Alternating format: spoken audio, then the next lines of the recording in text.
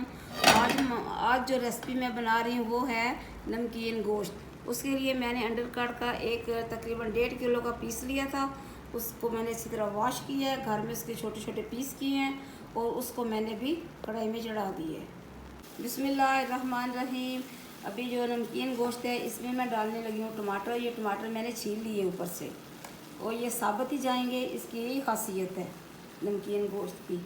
और ये 2 टुकड़े मैंने काट लिए, मुझे पता नहीं चला। इसके साथ डालेंगे ये प्याज, साबुत प्याज है।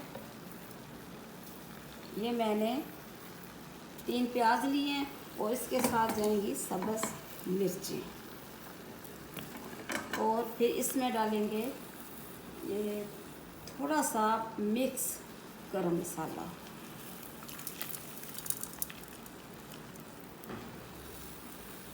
इसके बाद इसमें मैं डालूँगी पानी। पानी डालने के बाद इसे 10 मिनट तक तेज़ आंच पे, फिर उसके बाद स्लो आंच पे रखेंगे तकरीबन 1.5 घंटा।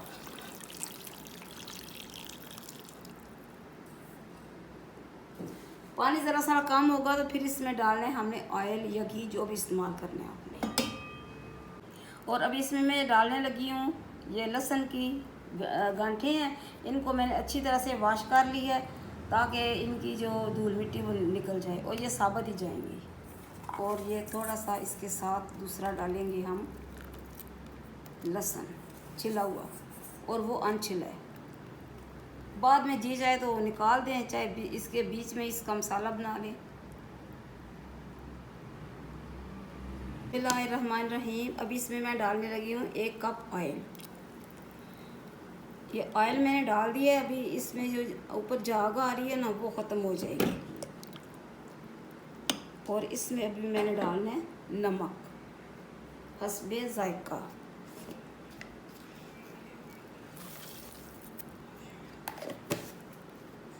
चलें जी, अभी इसे मैं कर देती हूँ कवर।